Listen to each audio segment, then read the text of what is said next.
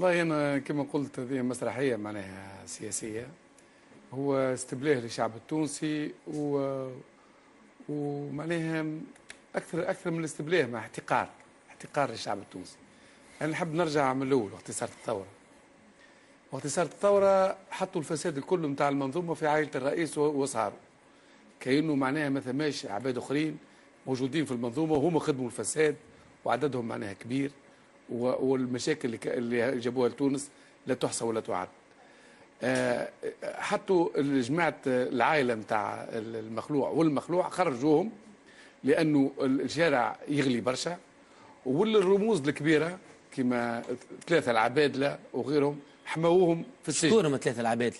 عبد الوهاب عبد الله، عبد العزيز بن ضياء، عبد الله القلال، فهمتني؟ هذوما كل حموهم في السجن باش الشعب ما يتمكنش منهم، فهمتني؟ حتى لين تبرد الامور.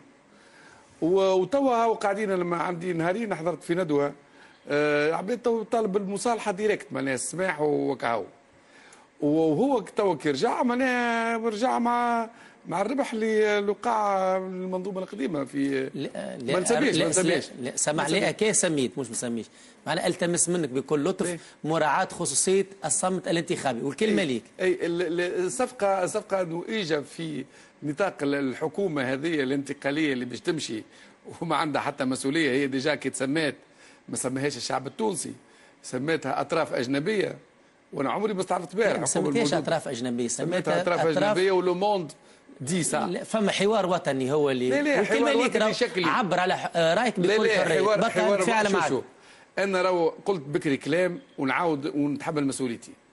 انا نعتبر اللي الاتحاد العام التونسي للشغل هي قلعه نتاع النضال قديمه، لكن تو قاعد تلعب في لعب حزب كبير عمالي غير معلن. أنا مش موضوعنا اليوم الاتحاد. استناني، ما هو قلت لي المجتمع الوطني اللي سماه، خلينا في اللي شيبو سماه كل لوتيكا ولا غيره، هذا بضغط من برا، واللي سماوه من برا، والشيء هذا يخرج في لوموند.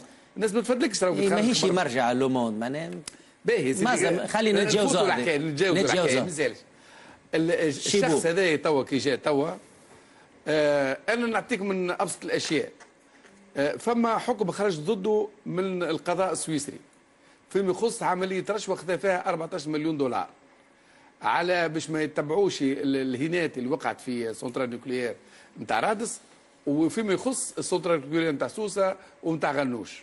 والحكم هذا صادر، وعاقبوا الشتوم معناها هبطوها في البلاك ليست، البنك مونديال هبطتها في البلاك ليست، وقعدت الصفقه ما تنحتش من تونس، وقعد حماها الوزير الاول الحالي، ورجع سليم شيبوب. نورمالمون هذه حاجه واضحه. وينو القضاء التونسي؟ اذا كان واحد يخرج باش يعمل اعتراض وبعد بشويه وقت تلقاه لبرا وتلقى شيء مجراله. تعرف قداش تهريب الاموال اللي صار؟ المعلومه ليك، من 75 ل 2010 تونس هربوا منها 39 مليار دولار، يعني ما يفوت 70 مليار دينار تونسي. منهم في عهد الزين 29 مليار دولار. العائلة استوليت على 21 من مقدرات الاقتصاد الوطني في المياه. يعني الكارثة ما تنجمش تتصورها للمواطنين التوانسة. ومن بعد نجيو نستبلوا وماشيين بالدرجات بالزريقة. هاو خرج حسين بن علي، هاو خرج كذا، واحد ورا واحد. معناها غدوه باش نلقاوهم الكل. عاد علاش ما نجيبوهمش وفات الحكايه ونزيدوا نبوسوهم معنا وبجاه ربنا سمعناكم. وتوا هاك ترى في الجماعه طالبوا باش الهيئات الدستوريه يمسوها ويحلوا الاحزاب والحريات باش تتمس. لا مش هذا كله. احنا توا السيد رجع متهم في قضايا، بالعكس هذا حاجه باهيه انه هو يسلم روحه للقضاء، عنده في ثقه، والقضاء النيابه العموميه تبعته بالعكس، بل انه جات فيه بطاقه ايداع في تهم. لا هي صارت بطاقه الايداع وقت اللي خرجوا الكل. وشوف القضايا اللي رفعت ماهيش القضايا الصحيحه، قضايا شكليه ما عندهاش حتى دواعي. علاش التشكيك في السلطه القضائيه؟ عليه؟ لا ما نشككش انا لا في سلطه قضائيه لا والو، نحكم بالواضح.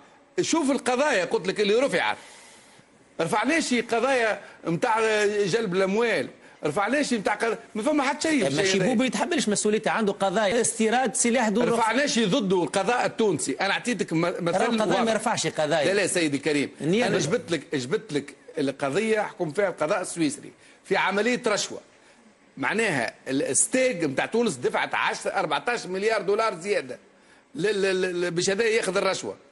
هذه الرشوه في تونس قضيه، رفعش القضاء التونسي، النيابه العموميه رفعتش قضيه، رفعوا قضايا شكليه اللي يصعب معناها الواحد نتاعها باش يعملوا عليها اعتراض يخرج. بالله خلينا